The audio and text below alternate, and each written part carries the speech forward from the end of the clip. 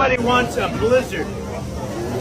What the hell is a blizzard? Hey, pretentious engineer here. I know you didn't ask, but a blizzard is a severe winter storm with high winds and low visibility, typically 3 hours or longer.